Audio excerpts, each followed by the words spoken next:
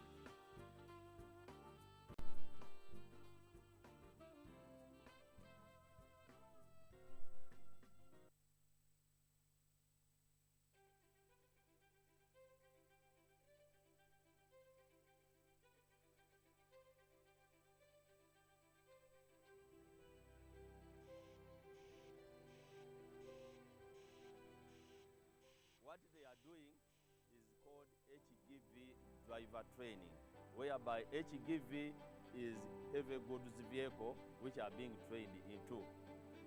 Kamanya training enu bakaranga ha radios na hama TVs. Ngwabana Bunyoro, district ezakomerwemu Bunyoro, Bulisa, Masindi, Kagadi and Kakumiro. Baije bege kuvuga imotoka inkoto. Yes. Nyateka yo kusaba kwange nyarabamu. The program runs for 3 months. We are supposed to train 110 participants from the districts of Bunyoro, whom we are doing now. And of now I'm talking, we have covered 73 and we are remaining with 37 participants who are ongoing training now. Participants, they include the men's and ladies. Obwira bunu tuli hanu mu training kwega kuvuga buli tubaire mu theory mu class. Emotoka enu bwogitahamu hari ebintu byoina kubanza kukora nkayiwo otahire mu motoka yawe. For example, kusaba kuba parking rege eri kulungi wakagiagaruka kasanga orwoyo mupira rukozereke ruhoyiremu. Batwegesa nti driver wena obahika motoka yaye kusaba kubera yege mu parking oba mu garage. Banza ogaruke omaiso ge motoka yawe. Bakuba motoka ndaira banzo ina molebe hanso okwo. Toine ekivera kiona kyokomerege muhanda no ije kiriyo hanso kwe kikusaba kusise biriyo obanza ogirole then gigaruka mu maiso ole the body itself ereeta mu maiso toyina weetomeyirege toyina akuharuireho goli mu parking yard ebyo omulimu gwange nyagunyumiza muga ningugonza kyokka tumunyaga kim driving okugamba itaka kiringa ebinkuvuga kyokka ninvuga baitu ati training eno itufunire eyongeye kutugula twavuga ba professional drivers ati nyeyongera n'omulimu ogunyumirwa akuba saa zino okuvuga emotoka nogifiiringa nomanya abukuba ekyokola okimanya kandi nyarora ngukijja kendeza na accidents ziba nizibamu and I think most of the accidents ziba nizibamu hano they were there just because of lack of training. Someone learns how to engage a gear, learns how to clutch, how to accelerate namanya tekiruka kozeki akimazina kinagaha rubudo nagenda kuita abantu baitu sazino omuntu wena a training wa Udisa under the leadership of Mr. Ankata is going to become a professional driver kandi tinja tinkini hira ngoja kuona kwa accidents. After training them, they are enrolled for an extension of the class, of which is next to what he has in the permit license, and then a certificate later after all things are done. Inspector of motor vehicle comes in to test these people to confirm what Udisa has done or parted to those people. Abaisiki bayingi tuliyo mukiyaro tuikalire tukwenyoma that tukusobora kandi ntukoraki nitusobora baije omugusagura aguroho training enu yabusa tutwina namba tusasubire mugonze siringiki 10 yitwe tumujja kutunia mu buze bwa buno bwa bujja badriver bakoraga okuyiba mafuta hakuba ebyo byona babisitula yini tujja kutunia obuze bw'okuvuga speed endima etulimu we are people are going to drive comfortably slowly tuanza kwika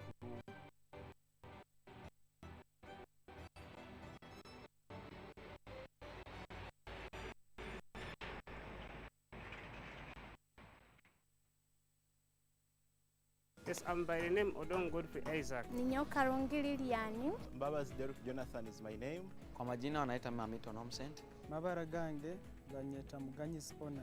I'm called I'm Siwe Ambrose. Ankuninga Tio Wechi Sara. I'm Akatish Kamon.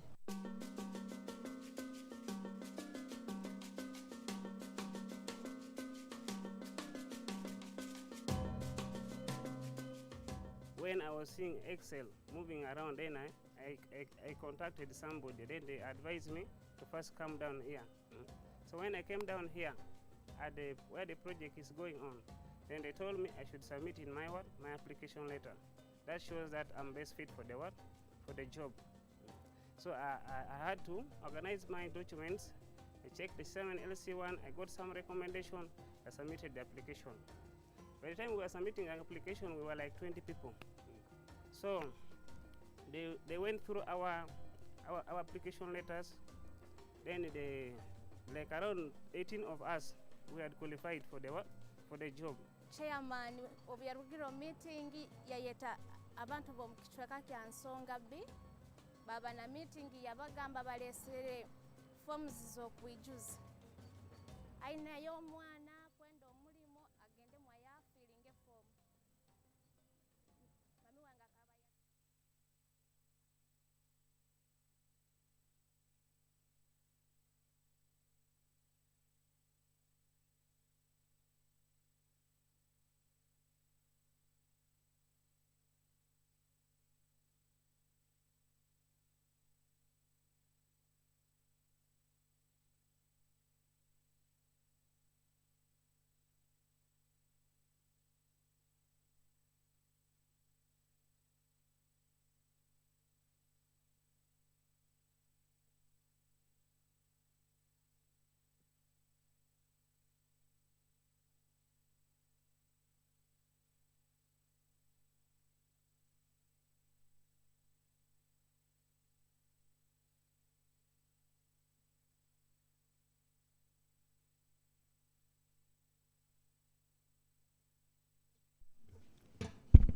Hello.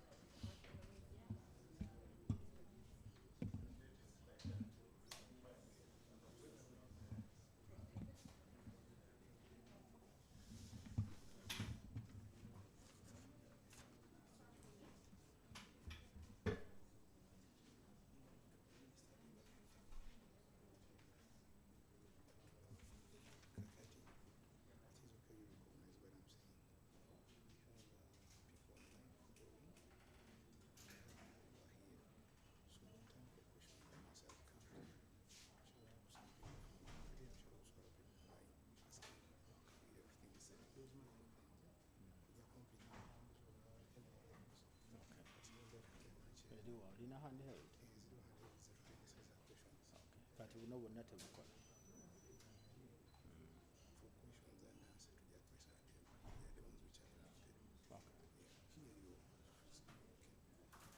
Melissa is chief what?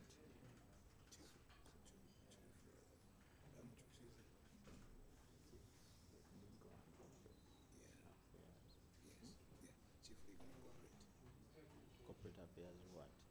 Office? Yes, chief. Ask him.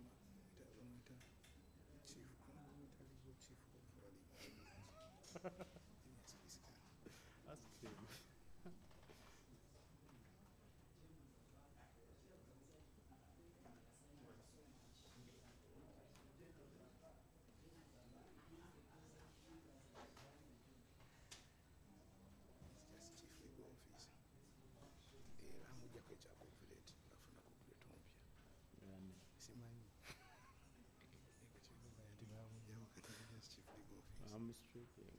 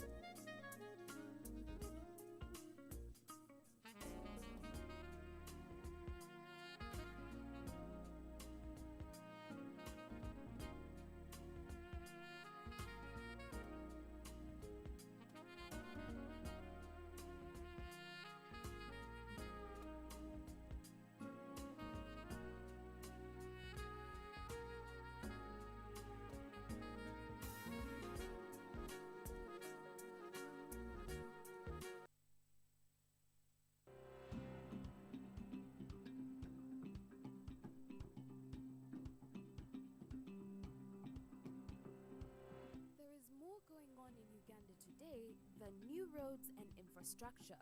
Change is happening.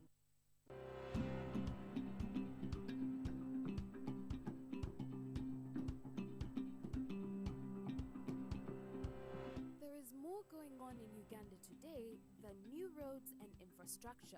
Change is happening on a grand scale. Uganda is providing for the future while using modern technology to ensure a cleaner, reliable energy economy. Welcome to Uganda's brave oil and gas frontier that comprises of the Kingfisher Project, the Tilenga Project, the East African Crude Oil Pipeline, which is the world's most technologically smart oil pipeline that will transport Uganda's crude oil from the Lake Albert region to the East African coast. The planned Uganda refinery shall ensure supply of petroleum products to the region and cooking gas to millions of homes to preserve forests for the future.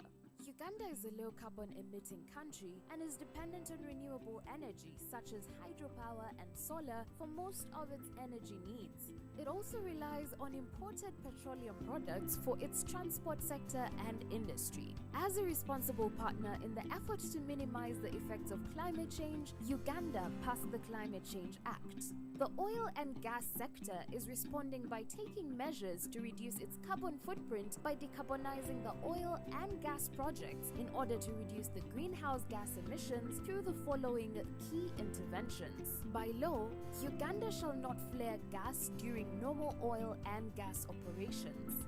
Uganda's oil and gas sector utilizes the best available emission reduction technologies in the design and engineering of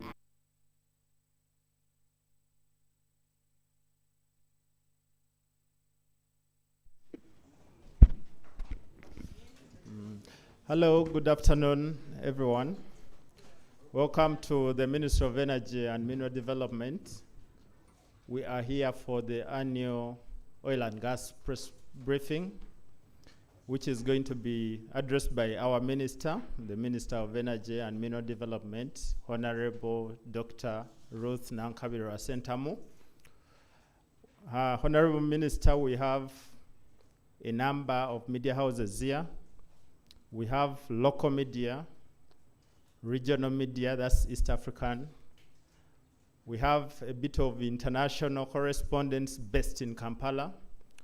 We also have international journalists that are following this press briefing virtually. They are with us on Zoom, via Zoom. Honorable Minister, we have representation from, we have our Permanent Secretary, Madam Irene Batebe is here with us. We have the Acting Commissioner Midstream, Geoffrey Ogwang. We have a number of technical people from the ministry, Herbert Mujizi from Midstream, Tony Dungu from Upstream. We are expecting a team from Downstream also to join us. We have from the Petroleum Authority of Uganda, a director, Penina Ahewa, in charge of economics and national content. We have Gloria Sebikari, corporate affairs. From the Uganda National Oil Company, we have the chief legal officer, Mr. Peter Melissa. Honorable Minister, the other members in the room will be introduced, but we'll get started with a prayer. Susan is going to give us the ministry prayer, and then we shall come straight back to you, Honorable, to give the statement you've prepared for the media. After that statement, we'll get into a Q&A session, and the minister will choose whoever she decides to support her in explaining some of these interesting subjects, this interesting subject matter on Uganda's oil and gas. My name is Solomon Muita. I head communications at the Ministry of Energy and Mineral Development. So let's get into the prayer. Susan.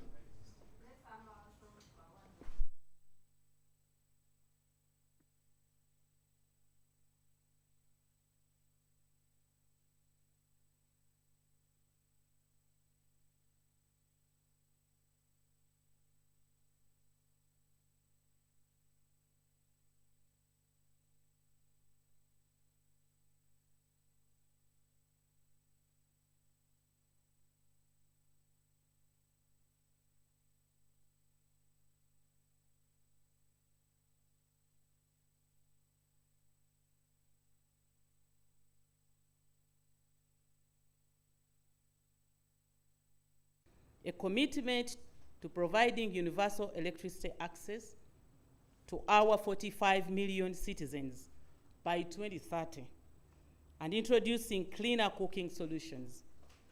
These initiatives are expected to save thousands of lives annually from smoke inhalation related issues and are financially feasible throughout our responsible and profitable development of the oil and gas sector.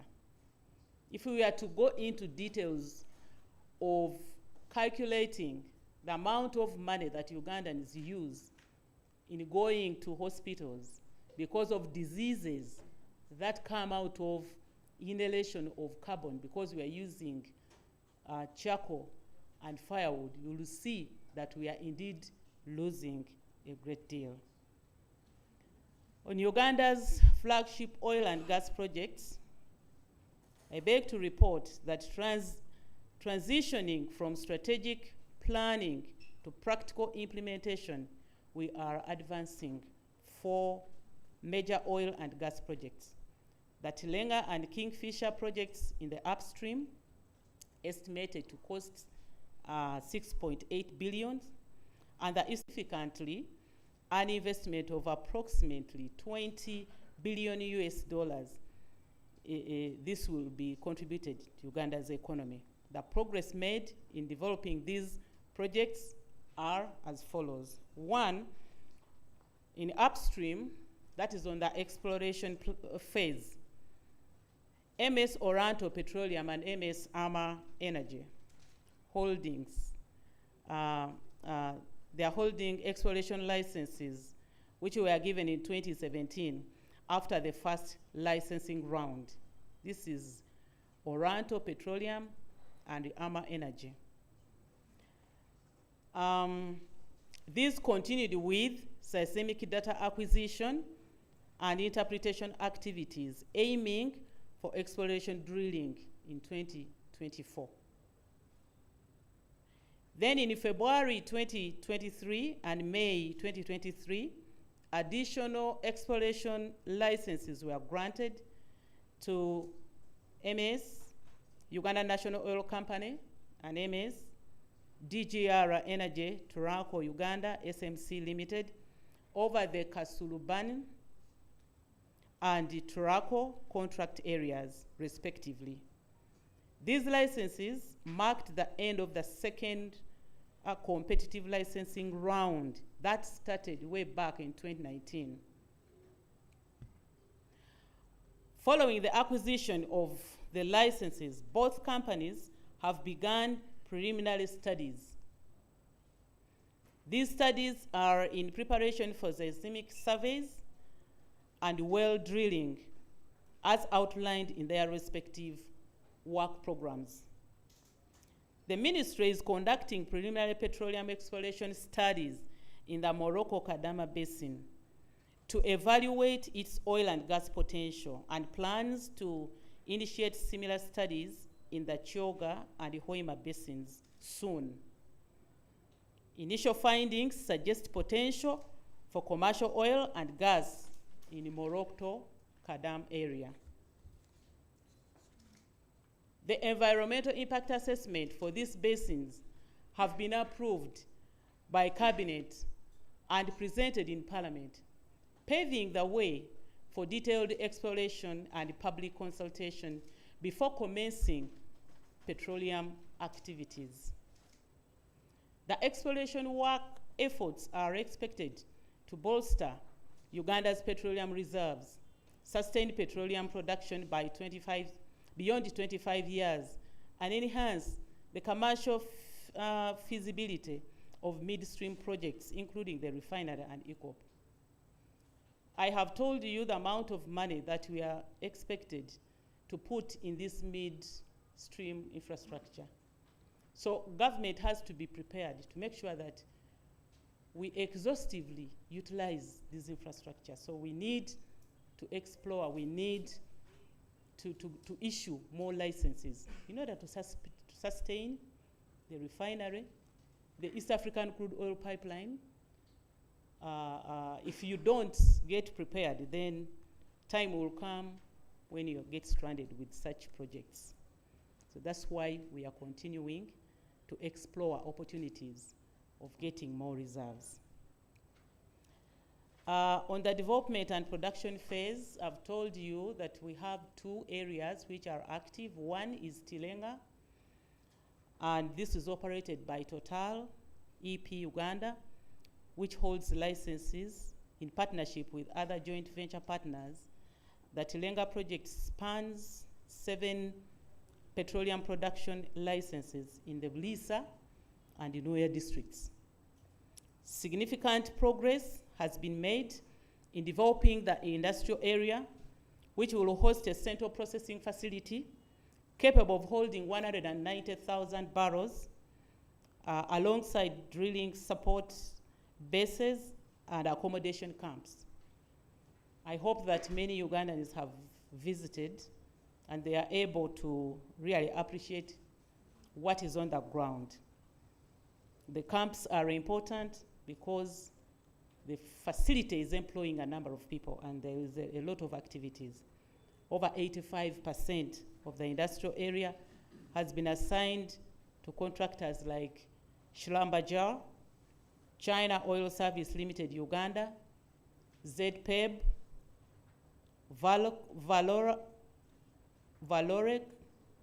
and Sinopec, who are actively working on various aspects of the project.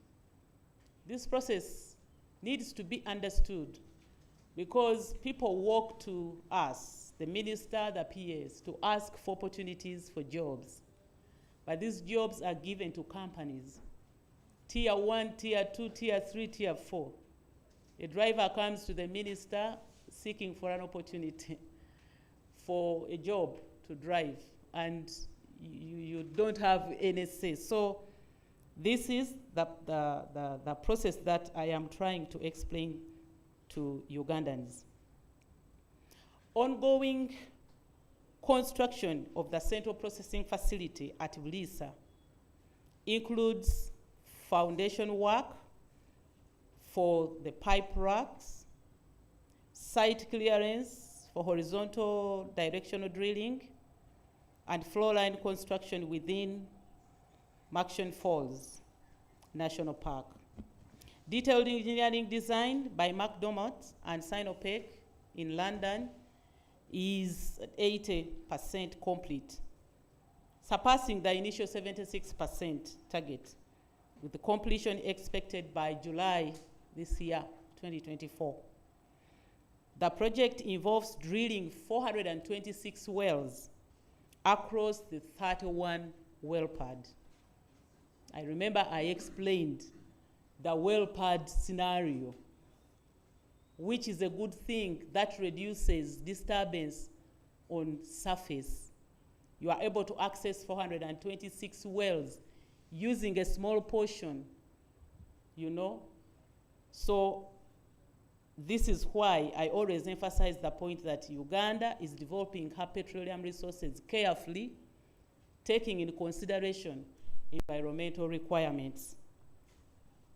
The drilling for these wells began in June 2023 and is progressing in various fields with the 25 wells drilled, and this is out of 426.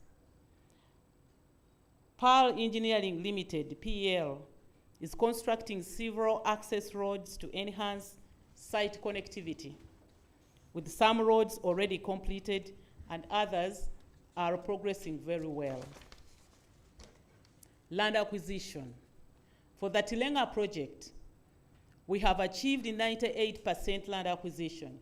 All project affected people involved have been fully compensated, except 2% who have chosen to refuse the compensation packages.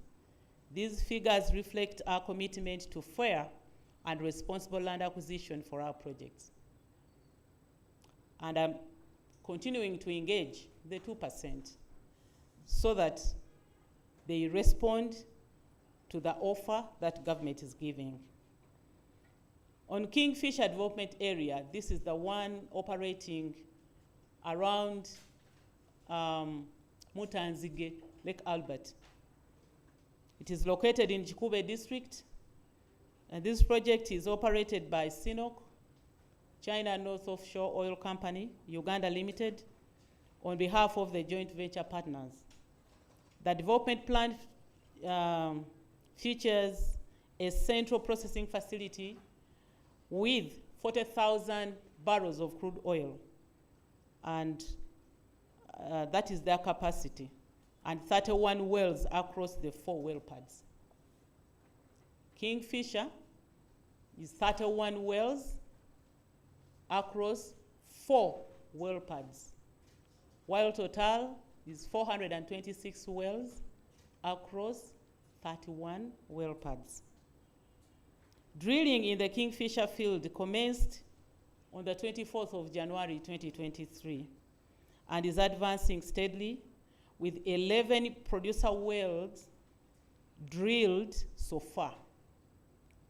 The central processing facility at Buhuka Flats in Chikube is under construction. The design and procurement are managed in China, with on-site construction and installation progressing in Bugoma. China Offshore Oil Engineering Company and China Petroleum Engineering and Construction Corporation are the main contractors. Essential infrastructure for transporting stabilized crude oil, including the Kingfisher feeder pipeline and the high voltage transmission line, is under construction, with notable progress of 21% against planned progress of 17% as of December 2023. Civil works for well pads and infield roads are progressing and are on schedule. Additional infrastructure development, such as a permanent camp and supply base, are also progressing. And construction of the safety check station was also completed in May 2023. On the land acquisition in this development area, we have successfully acquired 100% of the required land for the Kingfisher project. All project affected persons have been fully compensated. On the midstream projects, this is where we have the East African crude oil pipeline. The ECOP company received its construction license on January 24th, when we were commissioning the first drilling at Kingfisher. And this license is given under the Petroleum Refining Conversion, Transmission and Piping Yards to the China Petroleum Pipeline Engineering Company for pipeline construction. The ECO project spans approximately 2,740 acres in Uganda.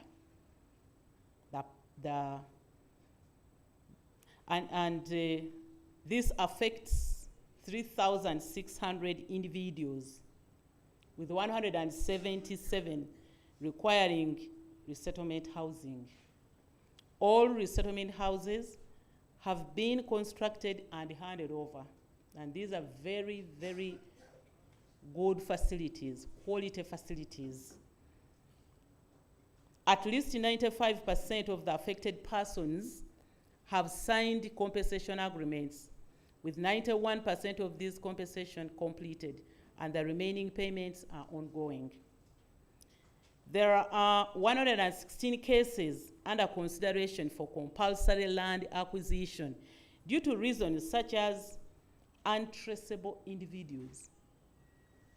You have searched, you have gone to papers, and the absentee landlord is still absent. There are other individuals or landowners who have disputes amongst themselves, amongst family. Who is to sign for this amount of money? Those cases are there. And refusal of compensation offers. We know that the detractors have not slept. those that have been decampaigning this infrastructure have gone ahead to confuse some of these people, and we are aware. So I'm using this opportunity to tell them that the Constitution gives mandate to government to compulsorily acquire that land. And therefore, we have involved the Attorney General, and very soon we shall compulsorily acquire this land. We will deposit money in the courts. If the absentee landlords one day appear, they will get this money. If those who are still quarreling amongst themselves finish their quarreling, they will still get access to this money, to the compensation money.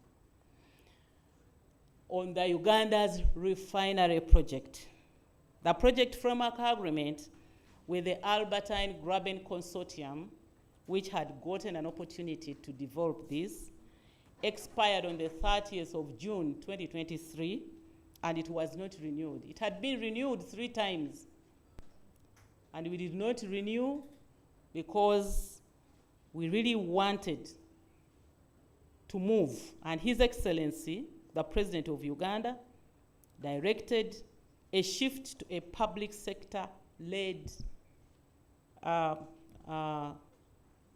proposal to the project. And that's what we followed. And the Ministry of Energy and Mineral Development subsequently engaged the stakeholders to develop a strategy for the refinery project. We have spent a lot of time. We need to find ways of recovering the lost time by speeding up the project. Expressions of interest were received from several potential investors, and they were evaluated, and following which a memorandum of understanding was signed on the 22nd of December 2023 between the government of Uganda and Alpha MB Investment LLC from the United Arab Emirates, outlining cooperation and negotiation terms for the refinery project. And I'm happy to report that negotiations of the key commercial agreements between government and Alpha MBM Investment commenced on the 16th of January this month, 2023, and are expected to be concluded within 3 months.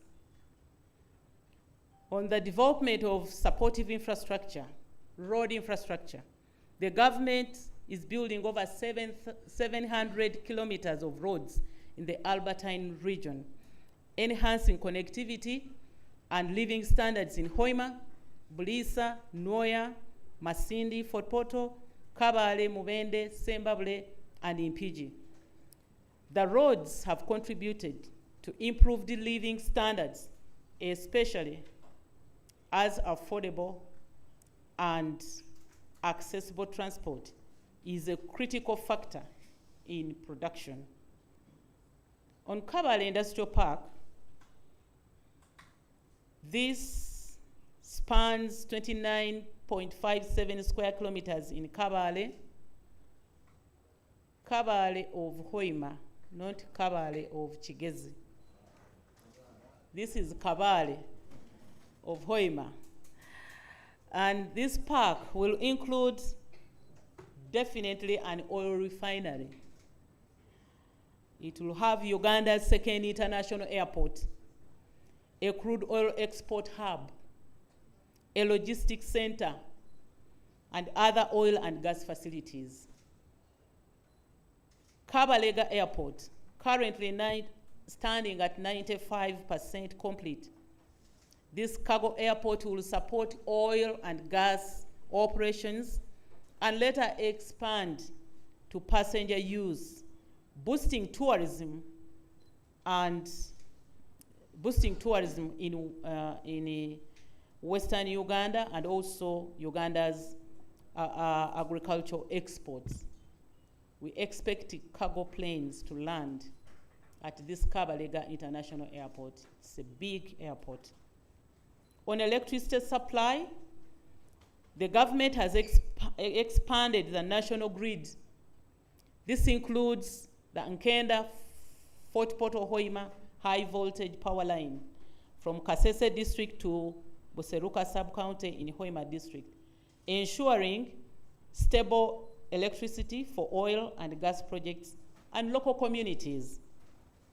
Downstream, where we expect to be ready with our supply and the policy in general, Uganda eats petroleum with over 90% through Mombasa, supplemented by imports via Dar es Salaam port. Our market-driven approach allows supply and demand to dictate pump prices naturally. In 2023, Uganda's petroleum consumption reached a staggering 2.5 billion liters, incurring a $2 billion United States dollars expense, despite the 70% annual growth in demand. We have maintained well-supplied and competitively priced market. You will clap when I conclude. To be stable with the supply means a lot, okay? You have not been seeing borders and taxis lining at petrol stations, so we've made sure that we are wet. Efforts to increase security and efficiency of supply of petroleum products are in advanced stages following the amendment of the Petroleum Supply Act of 2008. This will empower UNOC in partnership with Vitol Energy Limited to import petroleum products directly from the refineries overseas. I know that the question is running through you because of what is happening in the courts, and I will be explaining where we are regarding that. But most importantly to note is that the law was amended and that Uganda's only oil company was mandated to do the business of bulk supply into the country with whom they want, so that we are sure that the country remains wet with supply, but also, you know, the prices have to be better, competitive. UNOC was set to commence its importation in January 2024, but due to a court suit which is challenging UNOC's application for a license to transport fuel products in Kenya, this has not been achieved, but we are pursuing it. And the government of Uganda escalated the dispute to the East African Court of Justice, where a ruling is expected. And the final ruling of the court case in Kenya was expected to be made 22nd January 2024, but was deferred to 12th February 2024.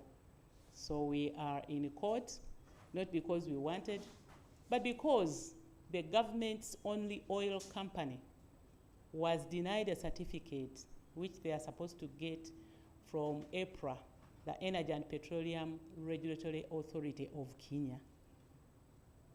That's where we are. Get the certificate.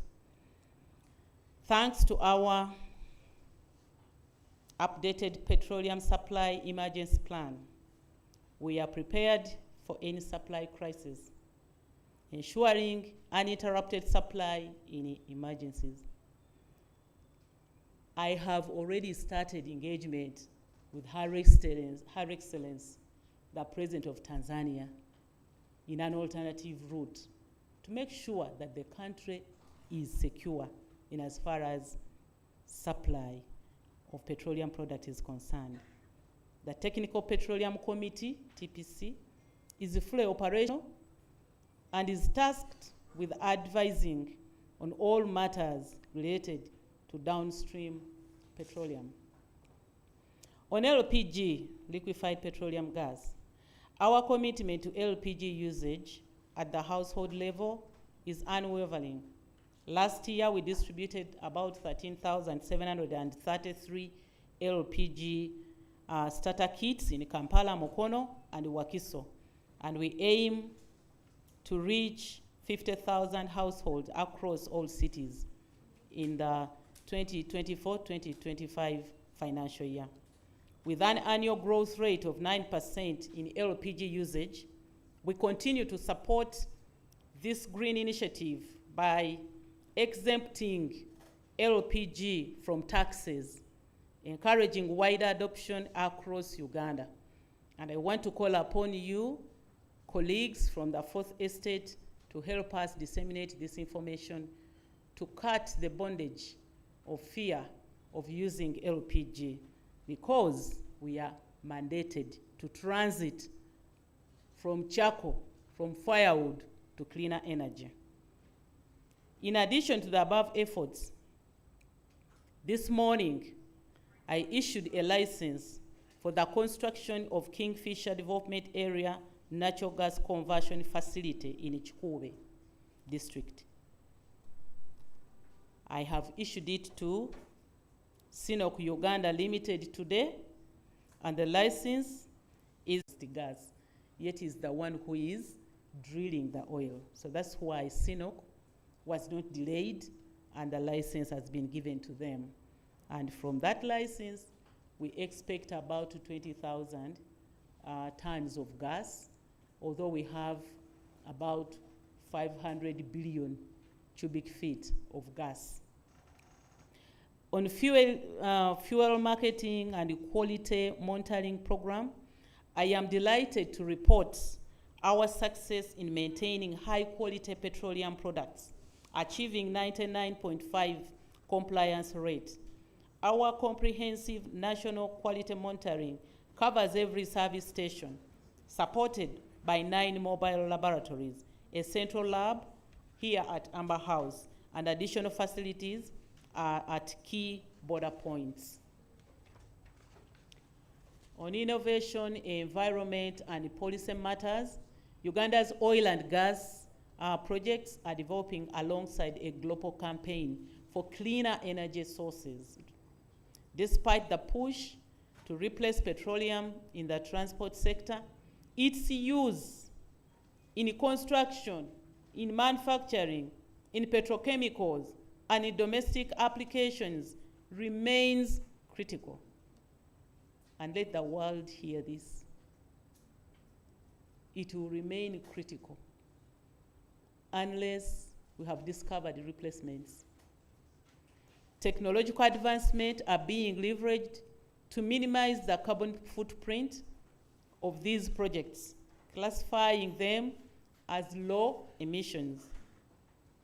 Domestically, oil industry byproducts such as LPG shall be critical in rescuing the country's forest cover by getting millions of Ugandans off wood, charcoal for cooking, thereby contributing to a more sustainable environment. This is the cry from Africa. Uganda, Africa's cover, forest cover, works as a carbon sink to capture emissions from wherever they are coming from. So we need to be given time to transit while we are doing reforestation. In this regard, UNOC and our partners in the sector are undertaking a number of initiatives as commitment to sustainability and environment protection while addressing economic and energy needs. UNOC launched an ambitious tree planting campaign where a total of 40 million trees are to be planted countrywide in a period of between 5 and 7 years. This initiative will involve 36,950 hectares comprising natural forest restoration and private plantations, among others. UNOC's partner, Total Energies, also unveiled a comprehensive biodiversity plan to ensure protection of flora and fauna in sensitive ecosystems, which is being implemented. I know that Ugandans would like to know how we are managing national content. The National Oil and Gas Policy for Uganda 2008 and the 2018 National Content Policy for the petroleum subsector emphasizes national participation, value creation, and retention within the Uganda's economy. Many contracts have been awarded to Ugandan companies, and employment in the sector predominantly comprises of Ugandan nationals. And specifically on employment, about 13,821 Ugandans. This comprises 93% were employed in the oil and gas sector.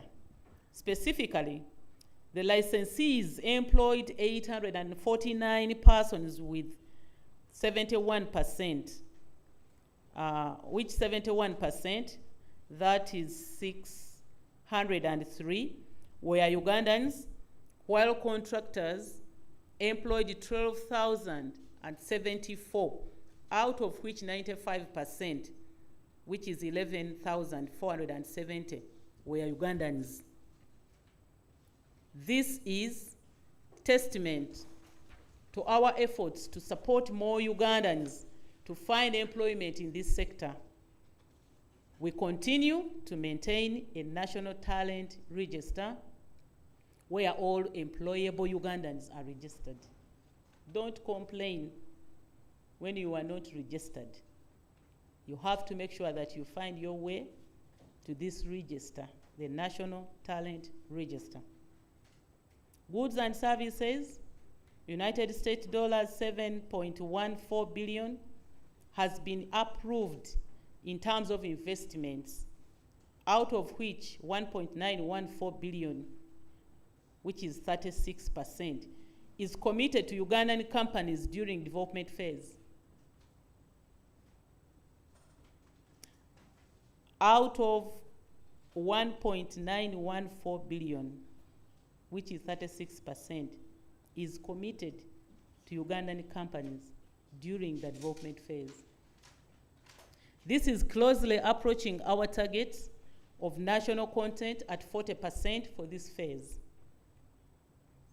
Approximately United States dollars 11,909,641 has gone to the community economy through provisions of goods and services. $1 million,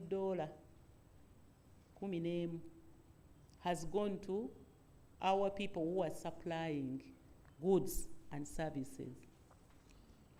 Capacity and enterprise development. 4,000 Ugandans trained in aspects of oil and gas and were internationally accredited and certified in various disciplines such as welding, health and safety, scaffolding, heavy goods vehicles, etc. This is a resource that has been transferred to Ugandans, and they will die with it. They can compete internationally. So Ugandans are continuing to benefit. 5,000 SMEs have been trained in key oil and gas business requirements, and 137 women and youth trained through the empowerment project in the districts where they traverse, these projects traverse.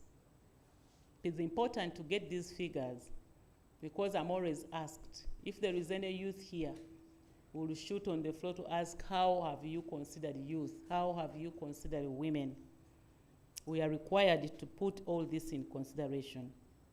And at the regulator for the sector, the Petroleum Authority of Uganda continues to promote and enforce best practices in various aspects, including national content development, environmental health and safety, data management, cost efficiency, and optimal resource management, among others. In conclusion, the government of Uganda remains committed to the sustainable development of the national oil and gas resources, thereby playing a pivotal role in our journey towards poverty eradication. We will continue exploiting our natural resources in order to eradicate poverty. And I wish to thank His Excellency Yoweri Kaguta Museveni for his continued guidance in support for the oil and gas industry, right from the discovery. I also appreciate Cabinet and Parliament for the keen oversight role that they have played to support the sector development. Every time I have a presentation to Cabinet, receives the attention that is required. Every time I have a presentation in Parliament, Parliament supports. And I want to pay tribute to the leaders of the Parliament of Uganda for the support. And my Committee of Natural Resources, which has been making sure that we get the necessary budget in order for us to move on with our development agenda. We have worked with local governments, and I would like to pay tribute to the local government leadership who have come in to help us in making sure that the project is popularized. Lastly, my technical team and the agencies, you are on course. I want to pay tribute to you for the good work that you have done. Let us continue working to the satisfaction of the people of Uganda, for God and my country.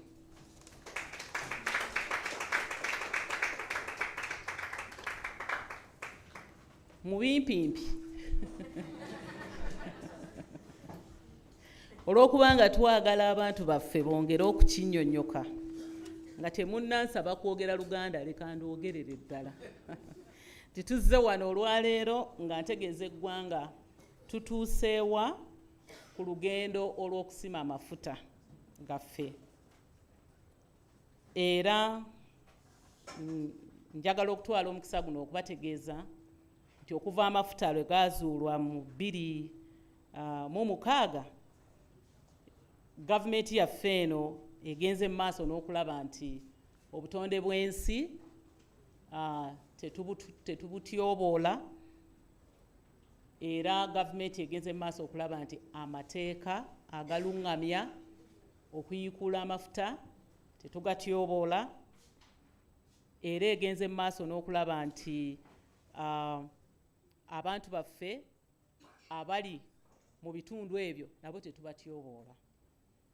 Nina essanyu okubategeeza nti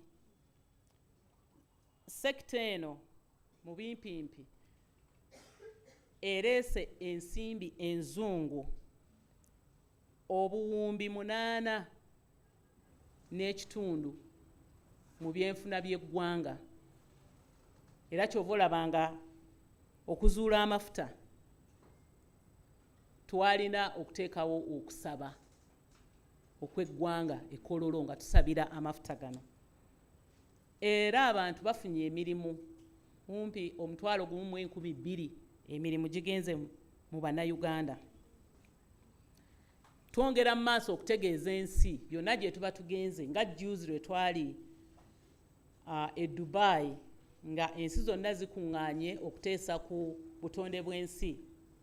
Mukimanyi nti waliwo abagamba nti abo bonna abali mu kuyiikula amafuta babiveemu mangu ddala misinde, kubanga amafuta makyamu. Ate nga abo aboogera ku bugagga bw'amafuta kwe bayimiridde. Twasobola okumatiza olukuŋŋaana olwo gaggadde, era ne lukkiriza nti kaakati mu kifo ky'okubivaamu speed tugende mpola mpola. Naye era ne tubamatiza ne tugamba mu kugenda empola mpola, abo abaakayingira tebannaba na kunywezaayo kigere, bali mu kusimula n'okulaba nti balina amasannyalaze. Abo bambi be baba basembayo okuleka ebintu by'amafuta bino. era nekiteekebwa mu kiwandiiko nti Uganda n'ensi endala eza Africa eziri mu kuzuula obuzuuzi amafuta zo zijja kugenda mu maaso, naye nga tutaddewo enkola nti ebikosa obutonde bw'ensi nga gaasi avaamu n'agenda mu bbanga eyo n'akosa akabubi akatuyamba omusana obutatuukako obutereevu, ffe gaasi oyo tugenda naye kumukungula. Tetujja kumwokya ate tetujja kumuta buti agende mu bbanga. So ekyo ne kivaayo mu lukuŋŋaana olwo lwe twamala, era twayanjulayo enteekateeka nnamutaayiika egenda okutambuza amasannyalaze paka ku ggwe omuntu wa wansi. Era ekyo ne tukirambika bulungi nti bw'otugaana okusima amafuta tuwe ssente ezinaatambuza amasannyalaze eri bannayuganda. So pulaani yaffe ey'okutambuza amasannyalaze kati eri ku mutindo gwansi yonna, kubanga yayanjulwayo mu lukiiko luno gaggadde olw'ensi yonna. Era yakola kikulu nnyo okulaba nti batuwuliriza nti ddala mu butuufu naffe tweteeseteese okuleka amanda, okuleka enku, tugende n'amasannyalaze oba tugende ne gaasi.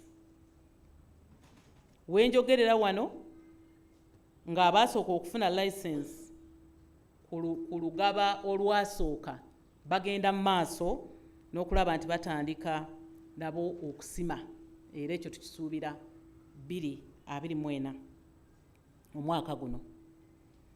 Era nina omukisa era okubategeeza nti ne kampani yaffe yokka gye tulina eya Uganda National Oil Company nayo nno twagiwadde omukisa, twagiwadde license eneekolagana ne bannaayo okulaba nti nabo bafuna omukisa okubeera n'oluzzi, okubeera n'ekitundutundu kye bagenda okutunuulira okulaba nti kivaamu omulamwa ogw'okutuuka ku kusima amafuta. Amafuta mu Uganda gali mu bitundu ebyenjawulo, era tusuubira n'amafuta okuba ekkaramojje eyo Moroto.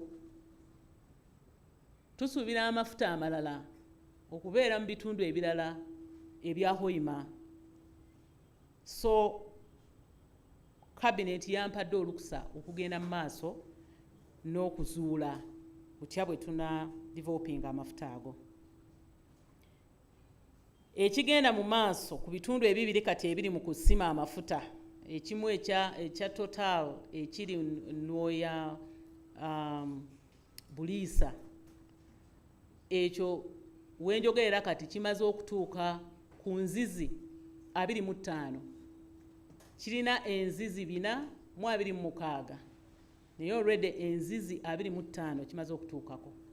Ate bano abali mu Muttanzige aba Kingfisher bo nabo lwe baatandika okusima mu January ow'omwaka ogwo oguwedde, era wenjogereranga nabo batuuse ku nzizi 11 badde nga balina enzizi ze balina okutuukako 31, naye kati batuuse ku nzizi 11. Ekyo no kituwa omukisa okumanya nti olugendo lwaffe olw'amafuta lutambudde bulungi. Abantu bonna abavunaanyizibwa okusasulibwa tetulina mutawaana nabo. Eri mu bitundu bya Tirenga kumpi tuli ku 9 mu 98 ku 100.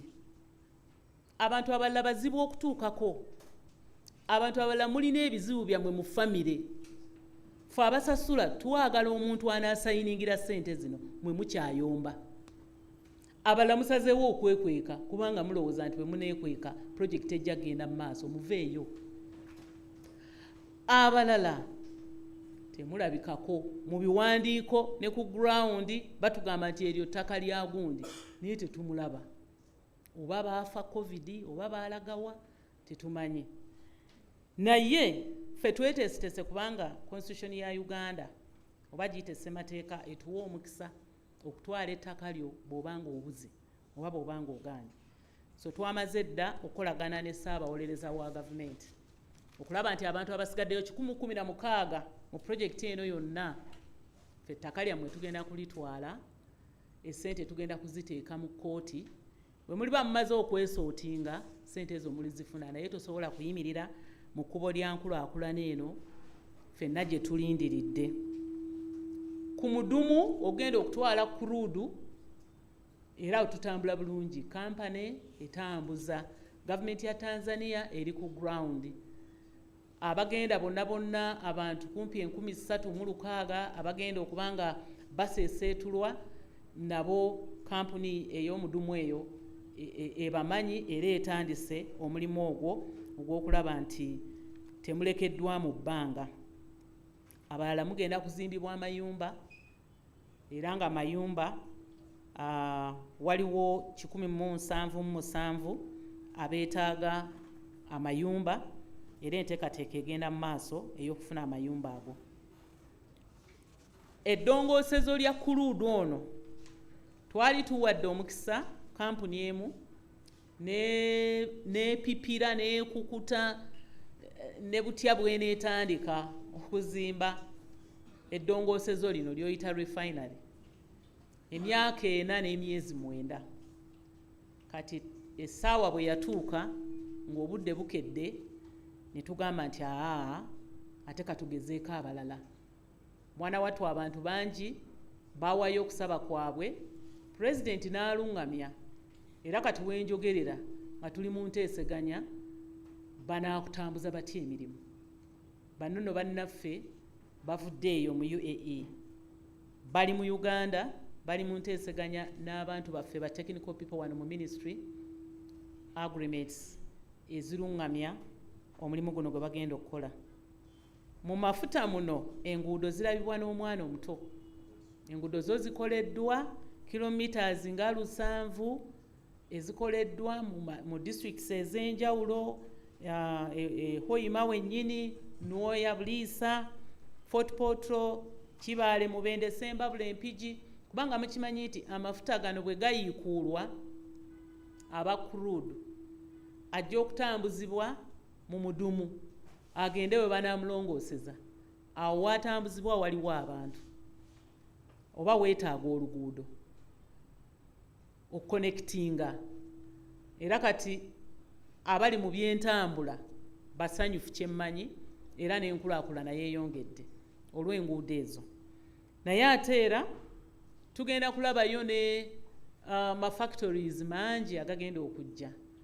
Eriyo refinery wegenda okutuula wennyini ku kilometers 29 n'ekitundu, awo nga wagenda okubeera refinery, naye ng'ate era we wali n'entebe owokubiri, Ntebe airport owokubiri. Oyo muyita Ntebe abantu basobole okugeraageranya kiki ekiri ehoyima wenjogerera n'ennyonyi ezigenda okugwanga eyo. N'olwekyo abantu tubasuubira okweteekateeka okulaba nti ennyonyi zino ezigenda okutambuza ebigenda okuzimba ate ziddeyo n'ebyetulimye. N'olwekyo abali ku sayidi eyo eya agriculture bali mu kuteekateeka abantu baffe nga bayitamu bakolaganye ne banks ezimu okuyamba okuteekateeka abantu baffe balime ebintu ebiri ku mulembe ebinaalinnya ennyonyi. Muwogo nga bw'omulimye bw'otyo n'ettaka lyako munnange tajja kulinnya nnyonyi. Kyetaagako omutindo mu birimibwa ennyonyi zino zisobole okuddayo n'ebyo. Ate tusuubira ennyonyi era okwongera okubusitinga ebyobulambuzi mu Uganda. So amafuta galeese ekisaawe ky'ennyonyi ekyokubiri ekiri ku mutindo gw'ensi yonna, ekyo ate ne kigenda kutuleetera abagenyi bangi. Kitegeeza gwalina kawoteeri kateeke ku mutindo kubanga abagenda okujja ba mulembe ba mutindo. So kino kigenda kutuleetera enkulaakulana eya nnamaddala. Tugezaako n'okulaba nti amasannyalaze ageetaagibwa okufacilitate oba okuyamba enkulaakulana eno tugateekayo. Ate wano emwaffe era tufuba okulaba nti nga tetunnafuna mafuta gaffe 2025 tufuba okulaba nti eggwanga lirina amafuta essaawa yonna. Era kino nno tukifubyeko okuba nti amafuta tegasimbibwa layini, siga bbula, siga black market. Era tuli mu kufuba n'okulaba nti omuwendo gukka. Y'ensonga lwaki mwawulira nti ndi mu paalamenti okuwaayo ennongoosereza mu tteeka erifuga okuyingiza amafuta mu ggwanga. Nga nsaba okuwa omukisa kampuni yaffe ey'amafuta yokka gye tulina etukulemberemu ekyo etuleetera amafuta tusobole okukekkereza sisitimu eri gye tuyitamu ey'e Kenya eyongerako emisolo mingi nga twagala tukkirizibwe tugende nga government company twegulira amafuta gaffe gye bagasogolera oba gye bagakamulira. Naye ebyagwawo nti olukusa olwo tebaaluwa kampuni yaffe e Kenya ate ne wabeerawo Abannakenya abatututte mu kkooti abagenze mu kkooti era ekkooti n'eteekawo akakunizaako nti ekitongole ekya Kenya kireme kuwa kampuni ya Uganda olukusa okuyita mu nsi yaabwe ate nga tubadde tugenda kukozesa pipeline yaabwe omudumu gwabwe era tubawe ssente. Kantwala omukisa guno era okubategeeza nti ekyo kyekyaleetera Uganda ate okwekubira enduulu mu kkooti ya East Africa kubanga tulaba ng'okugenda ku port wali kitugwanidde kubanga tuli landlocked, kitugwanidde. So mpa bannayuganda essuubi ti amafuta g'emyezi gino paka nga kkooti emaze okusalawo amafuta gajja kwongera okuyingira era tujja kufuba okulaba nti eggwanga terikala amafuta weegali kubanga tumanyi nti amafuta kintu kikulu. Ku gaasi agenda okuvaayo tusuubira gaasi mungi era enkya ya leero mpaddeyo license eri Sinoko okugikkiriza okugenda okuteekateeka butya bwe banajja gaasi oyo agenda okufulumira mu mafuta batuyambe okumukapcharinga ate ffe tukolagane ne bamusigansimbi abalala babaagadde engeri gye bagenda okugaba oba okutambuza gaasi ono kubanga tumwagala bannayuganda okumufumbisa era nsaba muleme kutya kufumbisa gaasi kubanga oba tolina amasannyalaze kati gaasi yakutaasa. Waliwo ekiseera nga amasannyalaze gavuddeko gaasi abeera akutaasa. Tuli mu kufuba okulaba nti amasannyalaze tugakendeeza buli mwaka tusalako. Omwaka guno twasalako 1.6 ezo ziringa 40 billion 40.3 billion eza Uganda ze twasalako ku muwendo gw'amasannyalaze. N'olwekyo wejjeemu ekyokutya okozesa gaasi. Gaasi gwe tukozesa kati tuli ku level ya 9%. Tulina okwekamba kubanga ensi etukanulidde amaaso n'obutonde bw'ensi bujja twesasuza bwe tuta protecting. Bw'oteme omuti onoonya luku naye ekyeya kijja kujja, ebirime byo by'olimye bijja kufa kubanga watemye omuti obutonde bw'ensi n'obukosa bujja kwesasuza. So tusuubira gaasi oyo okuvaayo. License gye mpadde aba Sinoko ya myaka 5. Tugezaako okulaba nga temuwonoona mafuta gaffe okugateekamu okugamixinga okugateekamu ebyo olw'okufuna mu okungi ne mu ending up nga musse emmotoka z'abantu. Uganda kino ekigoberedde era tuli ku bubonero 99.5 almost 100%. So ba technical people awo mbeebaza kubanga bagoberera ddala ne komiti gye twataddewo etulungamya ejja kwongera okulungamya kulaba nti amafuta temugateekamu. Tulina abantu baffe abatambula eyo, tulina mobile nga bw'omanyi mobile clinic, naffe tulina mobile labs. Tukugwako ku petrol station nga tomanyi nga tukuba ekijegere bwe tuba tusanze nga amafuta g'oyina kw'otaddemu. Na wano wenjogerera tulina laabu enkulu ey'omulembe etesitinga amafuta ago bwe gaba gazze. Tufubye okulaba nga bannayuganda bafuna emirimu kubanga tulina etteeka era ekitongole kyaffe ekya Petroleum Authority kifubye okulaba nga bannayuganda bafuna emirimu. Bannayuganda bangi abatendekeddwa ku mutindo nno ogw'ensi yonna mu by'okwokya ebyuma, mu by'okuzimba, mu by'okukola ebintu byonna, obukugu bwonna bwe tukozesa mu kuyiikuula amafuta.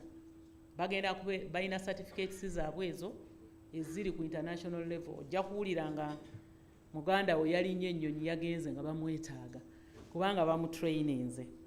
So eyo technology transfer, abantu bangi abali eyo abali mu kutwalayo ebikozesebwa. For example, abalala basupplying amafuta, oil marketing companies. Mulaba ebimotoka nga byeyuna bigenda hoima bikomawo, abalala baali balowooza nti bijjayo mafuta bigatwala bweru ne bagamba gavumenti eno erimba. Ebimotoka tubiraba baatandika dde okutwala amafuta, ffe emmotoka tuziraba. Ezo emmotoka zitwala mafuta kubanga tomanyi kiri eri. Trucks nyingi nnyo eziri mu kuzimba mu kukola emirimu ezeetaaga amafuta. Kati abo bali mu bizinensi y'amafuta abo bafunye ssente, abalala bali mu bizinensi ya mmere kuliisa abantu abangi abali eyo. Eriyo omukyala akola chapati, kino oyinza okukirabanga ekitono naye asappulayinga n'atuka okubagamba zimpeddeko cartons and cartons. Naga nkooye bannange, okooye okufuna ssente, nkooye bannange mazizza. Okay, goods ez'enjawulo ebyo nno obirabanga ebitono naye essente nnyingi nnyo ezifuniddwa mu kusupplyinga. Era ndowooza wano njagala kutwala omukisa okwebaza President Museveni alemera ku nsonga. Yalemera ku nsonga mu kiseera ekyokuzuula amafuta gano. N'asooka agamba mugira mulinda kamala okutraininga bannayuganda. Olugendo luno lwonna lwenyinyonnyodde bannayuganda abakugu lyeriiso lyaffe erigoberera ensima y'amafuta. Bw'ojjayo eriiso bano bagaayi tebakusaasira, si bakojjaabo. Bo bajja kwagala okufunamu maximumly. So njagala kwebaza Pulezidenti okulemerako nti kye twogerako tukitegeera. Bannayuganda bali trained, tobalimba. Abakugu mu by'ensimbi mu kubala ebyamafuta, abakugu mu bya environment, safety and security, abakugu tubalina. Wonna upstream, midstream, downstream. So njagala kumwebaza President okulemerako nti tulina okuba n'eddongoosezo ly'amafuta wano, nti ate tulina okugenda mu maaso n'okuzuula amafuta gaffe. Naye era njagala kwebaza ne cabinet ne parliament nti Uganda kyakulabirako kati. Abantu bajja tu benchmark okulaba amateeka gaffe, nti kati bwe tuba nga tutuuse mu kya gas tuyita buyise etteeka eryakolebwa 2013 erikwata ku combustion, erikwata ku storage, erikwata ku bye tuyita nga tetumaze budde. So nebaza parliament, nebaza cabinet, nebaza abakulembeze ba parliament. Naye ate era nebazizza ne ba local governments ze tukolaganye nazo, kubanga abantu si bangu, kubanga wabeerawo bali abakudivertinga. Naye districts zibaddewo zaalabira ddala nga project eno egenda kuba n'omugaso. Be babadde nga bakulembera okulaba nti abantu tubannyonnyola. So njagala kubeebaza. Nebaza ne ministry, technical people okuva ministry, of course, n'ebitongole ebirala. So wano we tutuuse nga kati we twogerera tuli mu kuyiikula amafuta, tewaba kulimba nti kino tugenda kivaako. Kubanga amafuta gano n'ebigavaamu bikyetaagibwa mu malwaliro, mu makolero, mu bintu bingi. Tujja kwetaaga ebiva mu mafuta. Oluswayiri? Can I switch to Swahili? Mabibi na mabwana. So, do I sit or do we? Okay, thank you so much.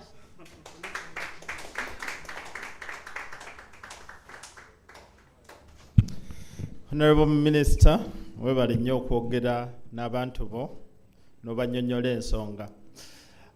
To our international media following this presser, the Honorable Minister had to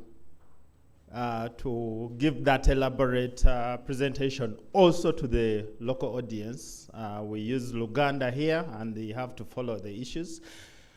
The statement presented by the Minister is going to be shared with all of you. But now we want to get into an interactive session. Just to remind you, we have all the technical people here from the ministry and the agencies under the ministry, led by the permanent secretary here with us. So we have upstream, midstream, and downstream petroleum represented.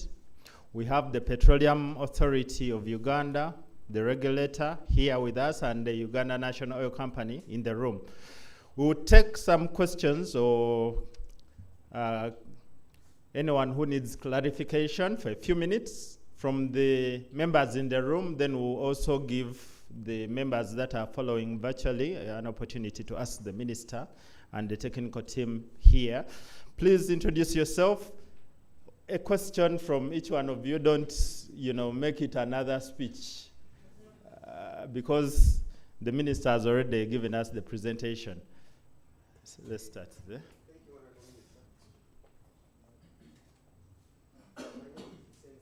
Turn it on. My name is Hussein Samuel. I work with the Daily Monitor. I'd like more clarification about the issue of engaging with Tanzania. Is Uganda considering using the UNOC deal through Tanzania other than Kenya? Are there hopes that Kenya will win the case? One clarification on that. Thank you. Next to you. Thank you, Honorable Minister. I am Martin Kitubi from the New Vision. I have two. One, on the capex for ECOP, you just highlighted that it is expected to be $5 billion, but at the time when we were undertaking FID, it was $4 billion. $4 billion in 2022. So, could we kindly explain to us what has caused that increase by $1 billion, and what should Ugandans worry on the dividend? Then also, on the negotiation with Alpha, when should Ugandans expect the final investment decision for the refinery? And when do we hope to operationalize? The earlier work planned with AGEC had 2027. Are we working within the timelines to have the refinery operationalized in 2027? Or lastly, bulk trading. How much does UNOC need to trade? Thank you. Okay, these two, then we'll cross to the other side. My name is Senyunga Ramadan. I work with TV. Actually, Baba TV. I want to mine in Uganda. One of the biggest concerns, what most Uganda reduction in the price of fuel. If you can clearly explain, in case we start drilling that fuel, how much shall it cost? If now it's at about 50, how much will it reduce to? Okay.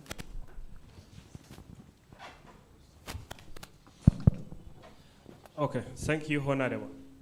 I'm called Musing's branch. I work with a magazine called the Africa Report. You have said that so far $8.6 billion has been invested in the works at Kingfisher and Terenga, and has created roughly 12,000 jobs, if I got you correctly. By doing simple mathematics, it's kind of like $700,000, which is more than 2 billion Uganda shillings, is creating one job. Why? Why should 2 billion Uganda shillings create one job in the refinery sector? Thank you. So let's cross, and I'm told we have some questions online from maybe one or two journalists online, but let's exhaust the questions in the room, about 2-3 from this side, and then we'll go to the audience following or via Zoom. I'm Fred Ojambo. I work for Bloomberg. What's the update on debt mobilization for the export conduit? 2, when should we expect the ministry to launch the 3rd licensing round? Thank you. Thank you. Hey, Yusuf, there's one over here. And then we'll finalize with the gentleman in a blue suit.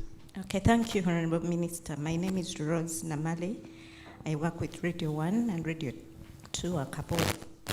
My question is about the East African crude oil pipeline. You talked about progress of this ECOWAP, but I so happened to attend Parliament's Defense Committee when it was presenting its budget framework paper, and one of the key notables was about the safety of this pipeline. They revealed it was not allocated money for the next financial year, and they needed 2.5 billion shillings. I want to know your take on this issue. Thank you. Thank you, Rose. So, thank you. Honorable Minister, how does the government, my name is Hassan Mutunzi. I work with the Blue Light paper. How does the government plan to ensure that the massive investment in Uganda's oil and gas projects aligns not only with economic growth, but also with the sustainable development goals, particularly in terms of environmental conservation and social impact? Thank you. Thank you. I'd like to invite Lukman Abolade, who is following virtually.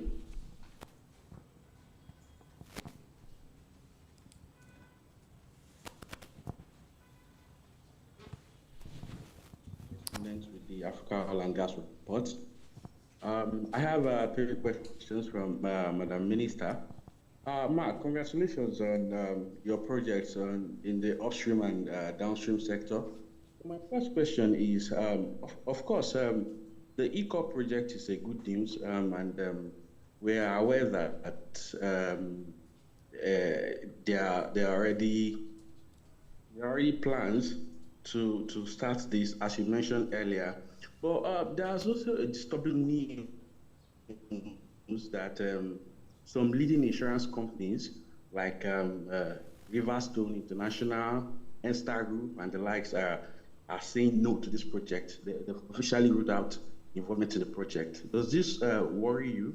Matter of fact, some non-government organizations say that a total of 28 insurers have now declared that they will not offer insurance for ECOP because of significant pollution and human rights risk that it poses. So are you worried about that, Ma? And that's my first question. So the second question is, we also are aware that the Ugandan government has extended the Kwanyataba Petroleum Exploration License held by Hamo Energy, like you said at that time. You also talked about the Turako Petroleum Exploration License and the extension of the Ngasa Deep and Shallow Exploration Licenses, as well as Orantos. My question is that the Hamo Energy has only run a 100 kilometers or so of two-dimensional seismic data on the Kwanyataba license in the 4 years that it has held this license. So, and Oranto has not been known to deliver on any operational work program. My question is, what is the guarantee that these companies will not just sit on these potential accumulations without as much as improving their value through work programs? Maybe some well-heeled companies come to purchase them for them. So, and then the last question is, in June 2023, the government of Uganda decided not to extend the Lukman, we are losing you. Framework agreement when energy consortium. Hello, can you hear me? Hello. The last bit of your question. Maybe repeat the last question and we close. Okay. So So I said that in June 2023, the government of Uganda decided not to extend the project framework agreement as had been requested for the Albertine Graben Energy Consortium, the AGEC. The PFA expired on 30th of June 2023. And government is considering how best the project should be taken forward. I'd like to know, has the government found new partners in the refinery now? If so, who? And if not, who has approached you? So those are my questions. Thanks very much, Madam. Thank you. The last bit of your question was well covered in the minister's statement, but maybe she'll get back to you. Honorable Minister, we would like to stop there, the questions, and now we invite you back to answer and also invite whoever you wish to give more clarification. Thank you very much. Thank you very much. Daily Monitor wants to know whether we are planning to have an alternative route. The answer is yes, for security reasons. I mean, you can't sit there and be on the mercy of one person. So far, I have met the President of Tanzania.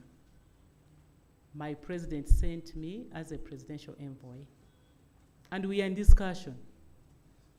So we know that the alternative route might be expensive because of the logistics that are involved, but we also know that there is a possibility of a negotiation with the government of Tanzania to waive some taxes so that their sister country can be able to do business.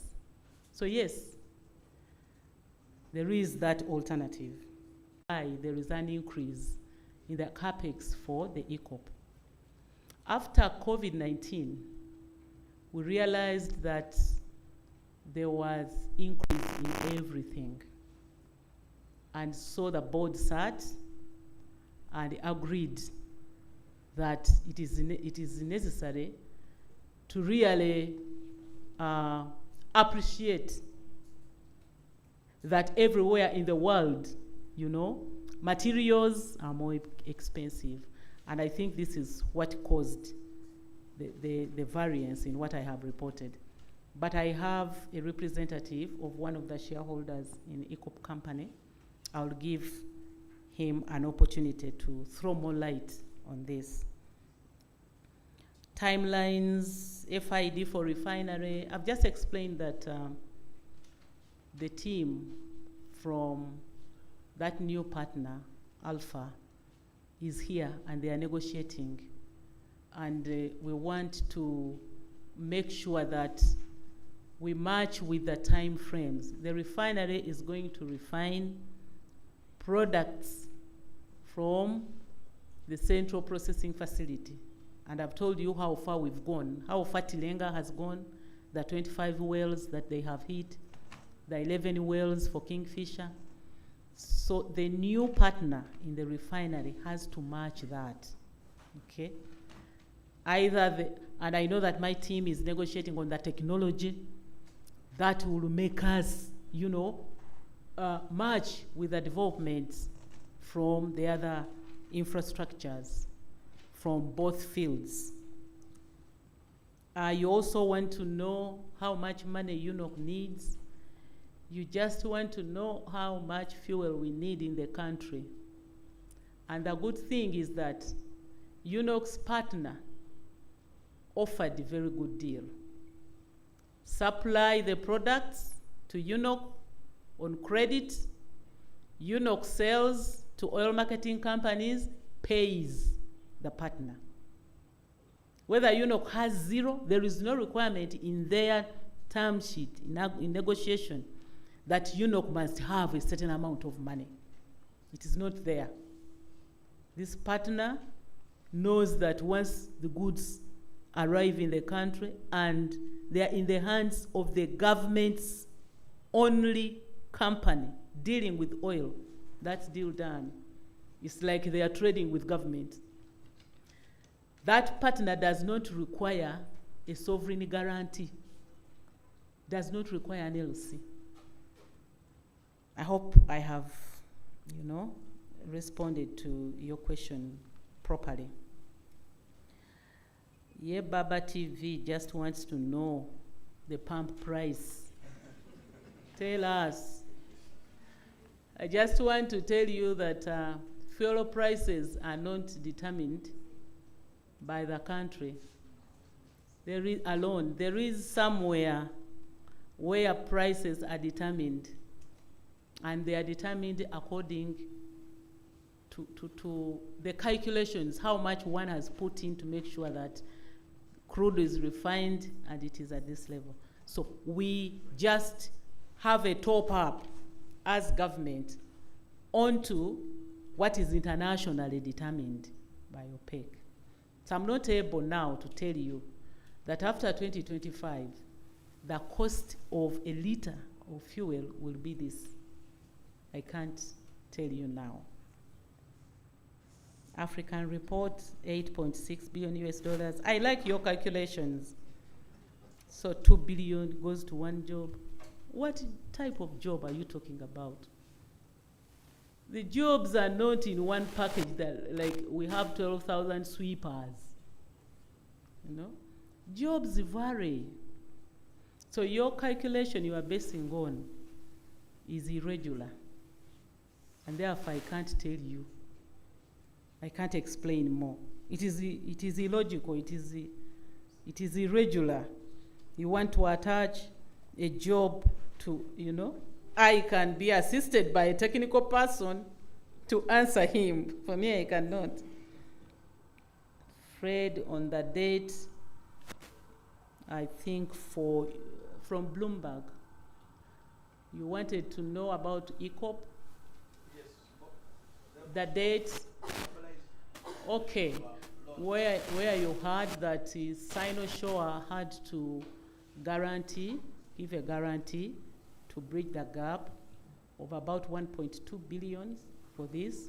We are still pursuing it, but as far as equity is concerned, all of us shareholders paid our equity, and it's the money we are using. Although this equity can be depleted, like in June, might be depleted, but I'm sure that by June, we shall have gotten the 1.2 billion that we expected from that side.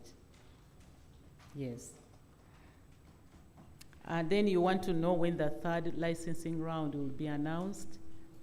Maybe PS will be able to tell us.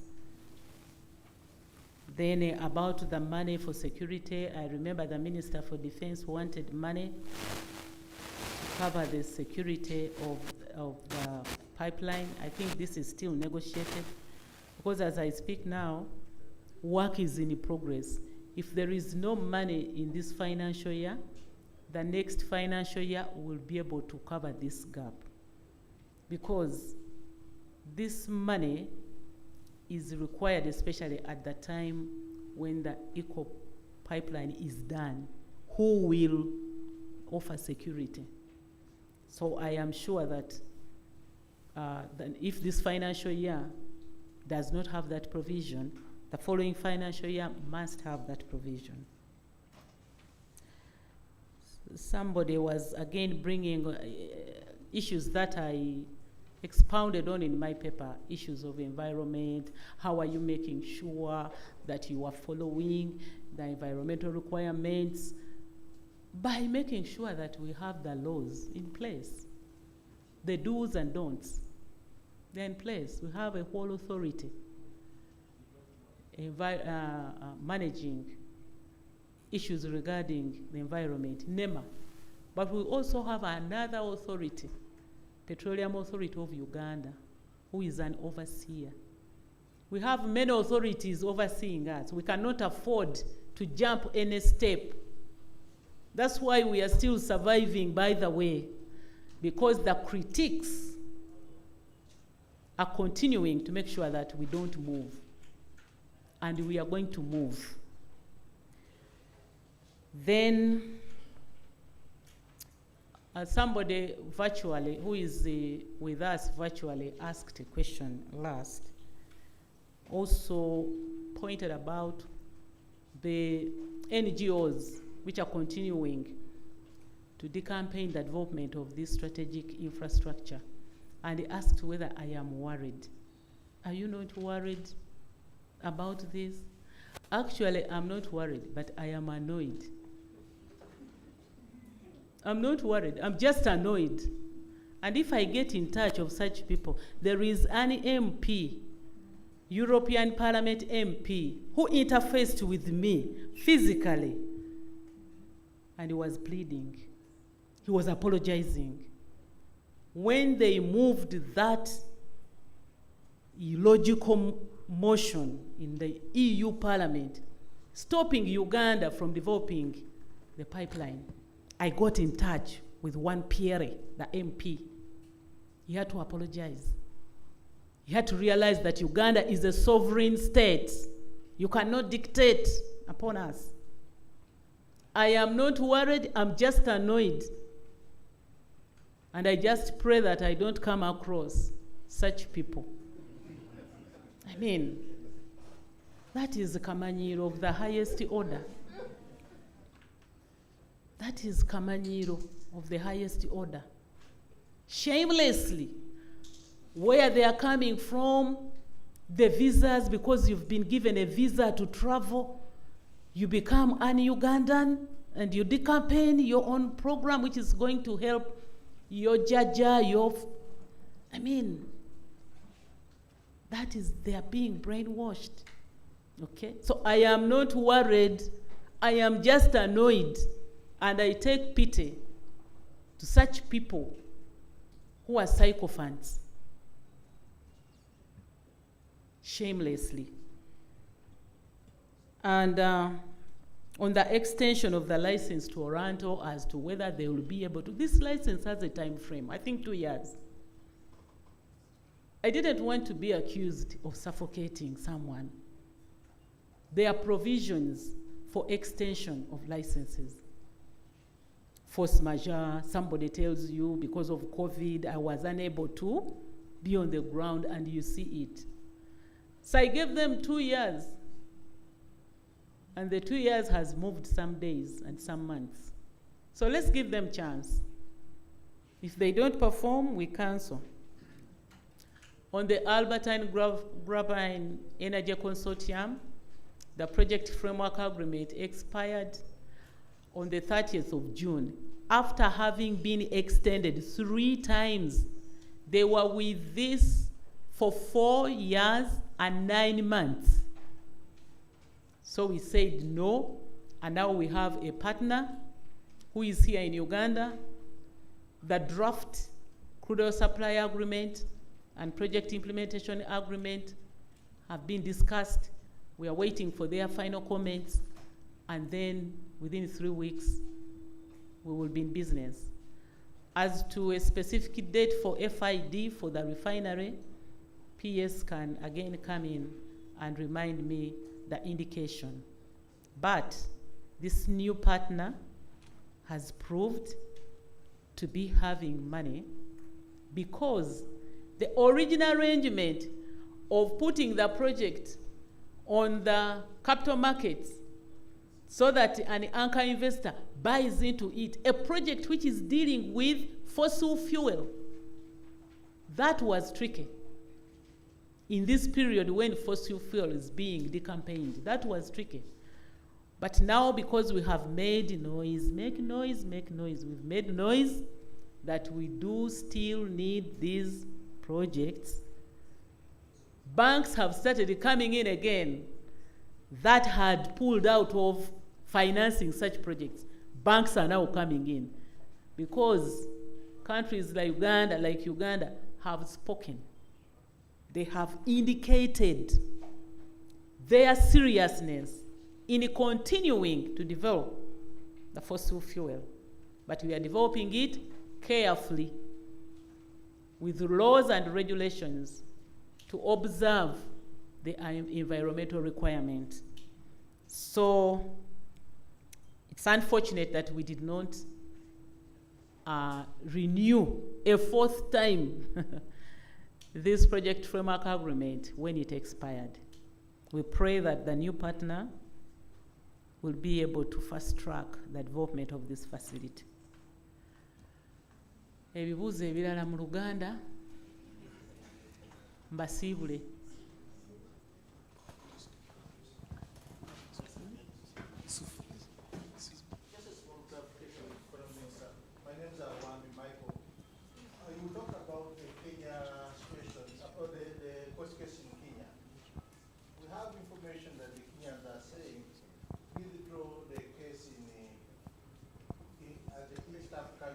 court so that they can consider our situation.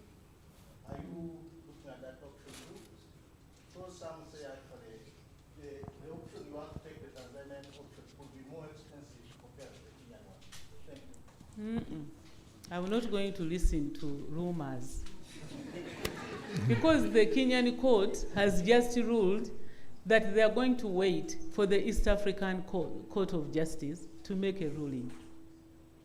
Now, who are those people again who are saying you withdraw the East African? Working chini chini is not allowed. Okay? Okay, thank you, Honorable Minister. I didn't ask questions in the first session because what was guiding us there was about the oil sector, oil and gas sector. The other issues under your ministry, I think, are to do with the energy generally. Oil and gas? Okay. So I don't know, I'll have a side interview with you on that. Yes. Thank you. Please don't divert. Honorable, thank you very much. Good afternoon. John Odiek is my name. I'm just wondering. New Vision? Yes, New Vision. Okay. To be brief. Why did we choose to use going to the Court of East Africa instead of using diplomatic means? I'm also thinking that within 2 years we are expecting to produce our oil. What would like to happen with all this trading oil and the trading arrangements within the region we're trying to negotiate? Thank you. Who told you that we didn't use diplomatic means? Where did you read it? I was trying to clarify that. Did we? In my statement, listen, I told you that I made, if I didn't tell you, maybe I told you somebody else. But I remember having mentioned that the president sent me to meet President Ruto 4 times. And President Ruto was so supportive on all the times. Then he sent me my brother Chirichiri, the Minister of Energy. We met from here. We were moving together because we were sued together. We were moving together. And court is court. Some people jumped in court. What do you do when somebody has gone to court? You wait for the ruling. So we have been talking and we are continuing to talk. But now, we had a time frame because really we feel that the pump prices in Uganda should be lower than they are. We also believe that we should reduce on the bunkenke whenever something is happening. Kumulirano, obululu, wamafuta banagasala. So you are there, you don't know, you are not sure of continued supply. And I know that the 2 presidents have been talking, so diplomacy has been at work, but they are Kenyans who decided to go to court. And I think President Ruto maybe did not have a solution and waited for court to rule. So, what was another question? No. Have I answered all the questions? We expect to get oil in 2 years. Okay. And we are struggling with all these deals. Yeah. What will likely happen? Are we thinking that we should not worry too much about these complicated deals as we expect our oil? You people. My role is to make sure that the country does not run dry. Daily. First oil is 2025. I'm concerned about today. I'm concerned about today. 2 things, security of supply and affordability. 2 things, security of supply. When we get our oil, 2025, through the refinery, we are preparing for storage in Impigi to store 351 million liters. We are planning to see how it will be managed. Are we going to construct pipelines to go towards DRC or Rwanda? That is now, to plan. That's why we wanted to give UNOC mandate to begin the business so that by the time we have our oil, they will have gotten experience because they are the ones who are going to manage this oil. So I am concerned about daily security of our petroleum resources, and anything that stands in my way regarding that, we will have to really engage. Okay? Are we in Uganda session? Yes. Okay. Honorable Amanya Chigongo Moses, nkola ne company ya Vision Group naye nga nfulumya nkola oil and gas stories mu Batebe paper. Tulabye emikisa mingi nga bajogera okulabika nti eggwanga ligenda lifuna mu NAM ne G77 n'enkiiko ezabaddewo. Specifically ku kitongole ky'amafuta ne gaasi. Muna Uganda aliyo yandyagadde okumanya. Tuyinawo ku benefits zetuyinza okwogerako eziyinza okuva mu nkiiko zino ezabaddewo ku side ya kitongole ky'amafuta ne gaasi. Kakati non-aligned movement focuses on different issues regarding the international decisions that are taken, especially regarding security. Tubadde mu Luganda. Kati luno olukiiko lwa NAM olwazze lulimu amawanga gagamba nti ffe temumala gatutwala kukkiriza kubanga America esazeewo kino tugende tusalewo kino. Non-aligned ffe ebyaffe tubitunuuliranga bwe biri ne tusalawo ekituufu olw'okuba tetwagala kuyingira mu ntalo eziteetaagisa. Naye kati bino ebyaffe eby'amafuta biyambako enkiiko ennene ezo nga zizze kubanga ziba zitegedde nti Uganda ekulaakulana. Ensi etandise okusima amafuta eba egenze ku level ndala. Kitegeeza balina obusobozi n'obw'okkuuma ensi yaabwe nti tewaliiwo ajja kukwata ku tourist, tewaliiwo ajja kwaŋŋanga kulumba nsi eyo. Okay? So ezo enkiiko bwe ziba zizze wano ne ziwulira, kati twabadde ne sideline meetings, trade and investment, bye mufulumya mu mawulire nga tulina enkiiko ezo nga zigenda mu maaso bikulu nnyo. Babisoma mu lupapula lwa gavumenti olwa New Vision, olwa Bukedde tebasoma, naye olwa New Vision ne bagamba Uganda wano weetuuse. Item y'amafuta specifically teyateeseddwako eri. Teyateeseddwako. Another Bukedde. Okay, then let me call upon the PAs probably to also throw more light. If there is anyone from your team who would like to emphasize a point, you are free.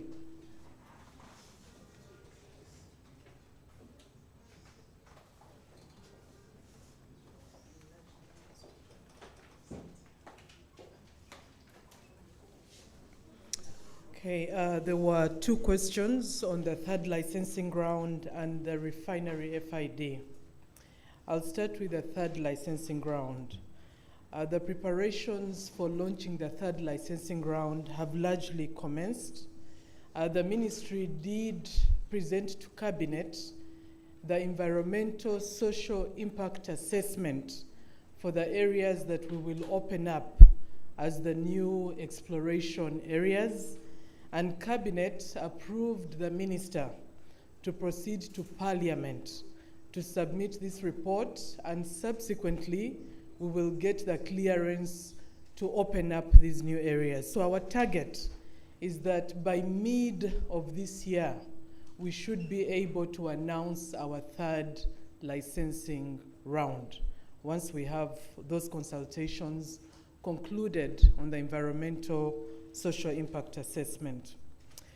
And coming to the refinery and when the final investment decision for the refinery will be done, it's important to remind ourselves when we say final investment decision, it's largely the commitment of the investors to proceed with the project. And at that point, they usually will contract the engineering, procurement, and construction contractor, the EPC. So the design we are taking with our new partner, Alpha, who is a reputable investor, and given their financial capability, we expect that at the time of signature of the agreements that we are negotiating with them, a form of final investment decision will be taken. Because immediately we sign the agreements, we shall see some works commence. So that is an innovative way. The works commence based on the equity of the two partners. The two partners in this case being the private sector investors who are investing at 60% shareholding, and the Uganda National Oil Company that will invest at 40% shareholding.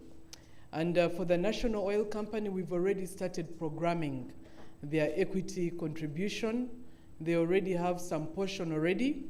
And for the next financial year, 24-25, we've equally programmed some additional financing. So they should be able to also put on table their equity contribution. And along the way, we then continue mobilizing any other financing. So we are not going to wait. We will start immediately these agreements are signed so that we catch up with the lost time. So with that, I therefore want to invite the National Oil Company and then the PAU, Petroleum Authority of Uganda, to clarify on two other areas.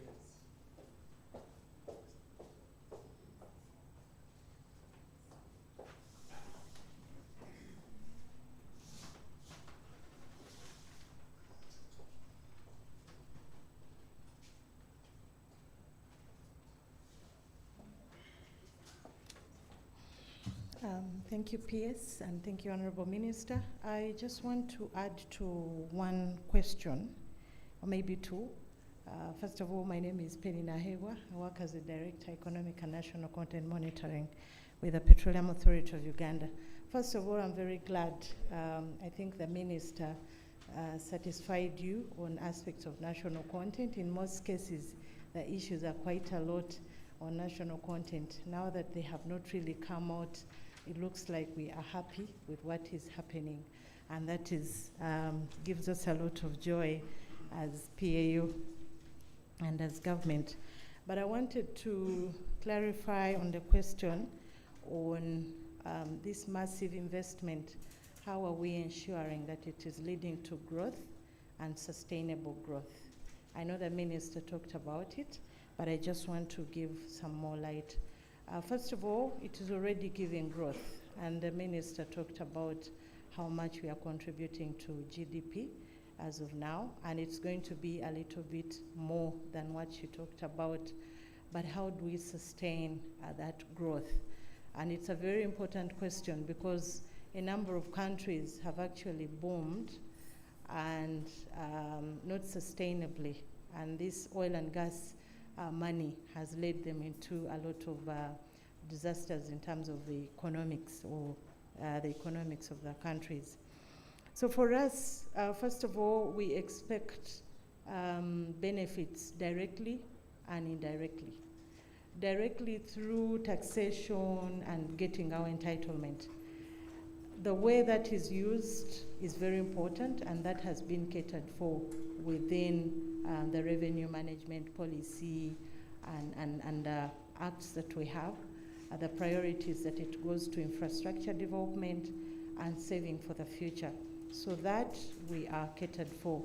In terms of the indirect benefits that we are already getting, the jobs that the Minister talked about, the supply of goods and services, but also the other aspect is the fact that this infrastructure that has been put in place, the second international airport, the roads that are in place, they are not only for oil and gas, but they are meant to boost other sectors of the economy, tourism, agriculture, so that when oil and gas is declining, these ones can sustain this infrastructure that we have. And that's why we are talking a lot about sectoral linkages. And we have studied and defined the linkages with agriculture, the linkages with tourism, with housing and so on, and these are being promoted, and a good number of people are actually picking them up. So we are very, very sure that this growth that is being led by oil and gas is going to be sustained. I will leave it there. I just wanted to add a little bit more on whether the minister is worried about the increase in the capex for ECOP. I know UNOC will talk about it. Maybe one thing I wanted to talk about, of course, the increase, the reasons have been talked about, but whether we are worried, we ought to be as shareholders. But as a country, I must say, in our negotiation, one of the things that we did, because we didn't want to take on that cost inflation risk, we negotiated and fixed the transportation tariff. So that was a very good thing, but we are also, through our shareholders, ensuring there is efficiency so that the shareholders still get some good money, but also as a country we don't lose money through the tariff being escalated because of the increase in the costs. Thank you so much.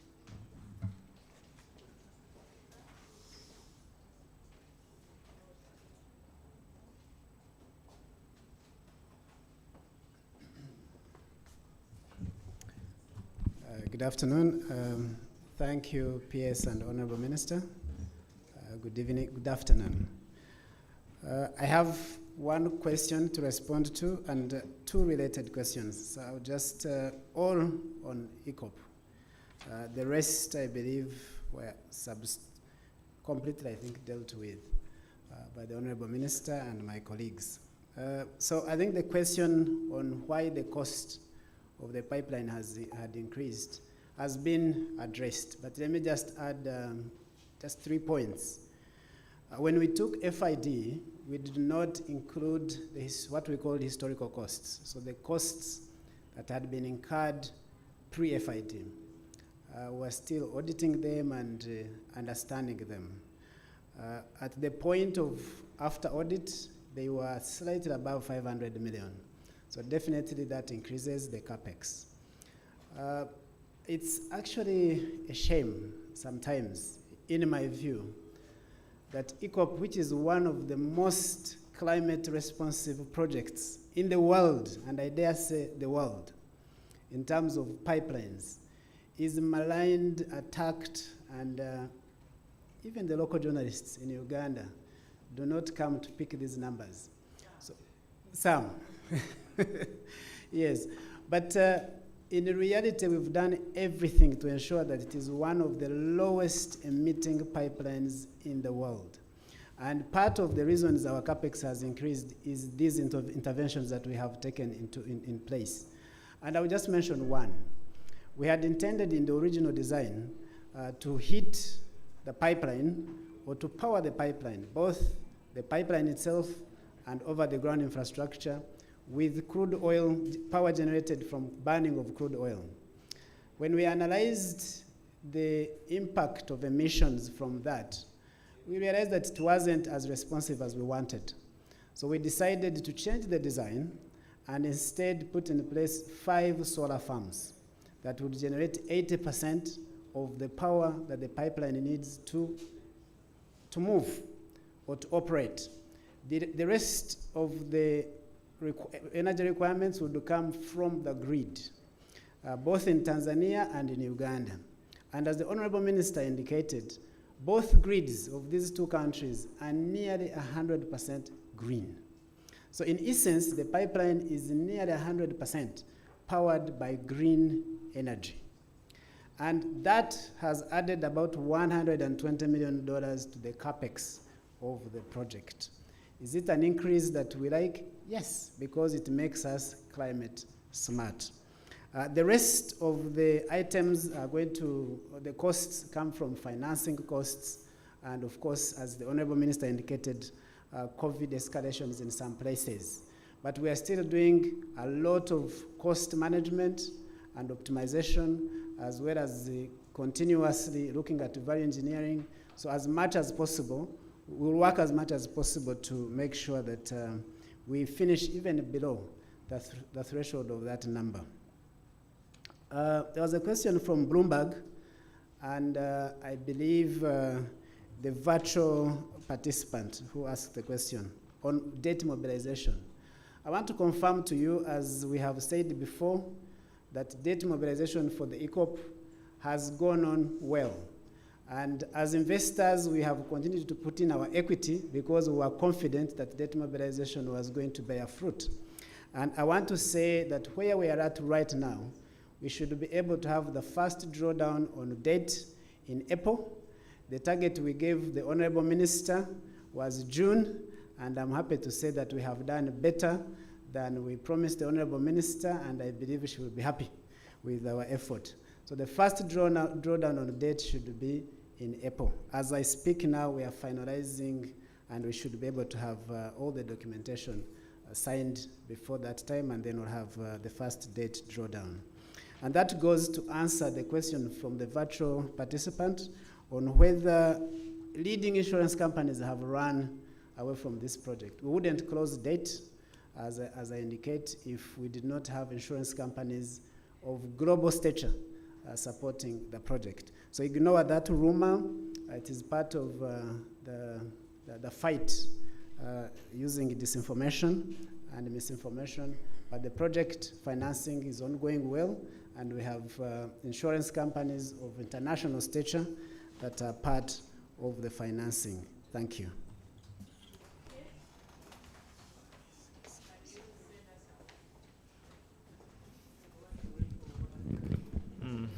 So thank you very much for following this press briefing. The Honorable Minister says within this year, every quarter she'll be addressing the media. This is a large ministry.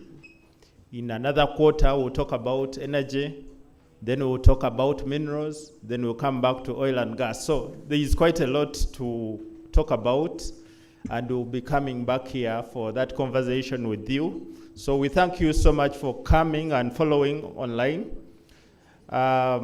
Members, before you leave, we have some refreshments.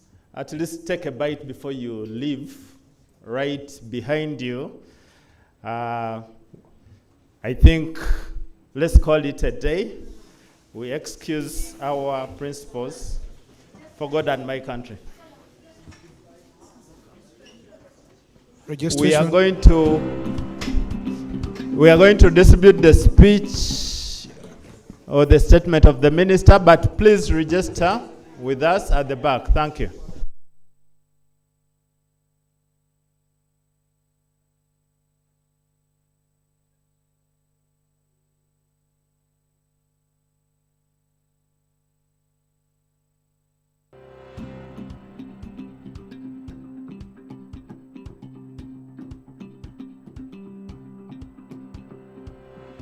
More going on in Uganda today than new roads and infrastructure. Change is happening on a grand scale. Uganda is providing for the future while using modern technology to ensure a cleaner, reliable energy economy. Welcome to Uganda's brave oil and gas frontier that comprises of the Kingfisher Project, the Tilenga Project, the East African Crude Oil Pipeline, which is the world's most technologically smart oil pipeline that will transport Uganda's crude oil from the Lake Albert region to the East African coast. The planned Uganda refinery shall ensure supply of petroleum products to the region and cooking gas to millions of homes to preserve forests for the future. Uganda is a low-carbon emitting country and is dependent on renewable energy such as hydropower and solar for most of its energy needs. It also petroleum products for its transport. As a responsible partner in the effort to minimize the effects of climate change, Uganda passed the Climate Change Act. The oil and gas sector is responding by taking measures to reduce hydroelectricity for oil project utilities and establishment of advanced leak detection and repair systems to minimize risk of emissions. Adoption of an integrated power strategy that includes recovery and monetization of gas to LPG.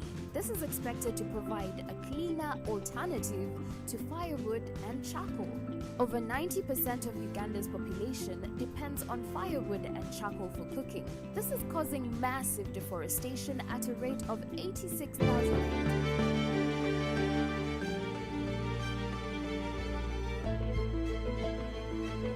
Uganda's oil and gas activities are undertaken in line with the updated environment legislation and benchmarked on international best practice standards in order to continuously ensure coexistence between the oil activities and Uganda's rich biodiversity. This is being achieved using improved technology to reduce environmental footprint, mapping of sensitive ecological features for avoidance, improving standards of waste management, and development and implementation of tools for environment management. These include the Albertine Graben Environment Monitoring Plan, Strategic Environmental Assessment, various environment sensitivity atlases, and the National Oil Spill Contingency Plan, among others. The Petroleum Authority of Uganda, creating lasting value in Uganda's oil journey.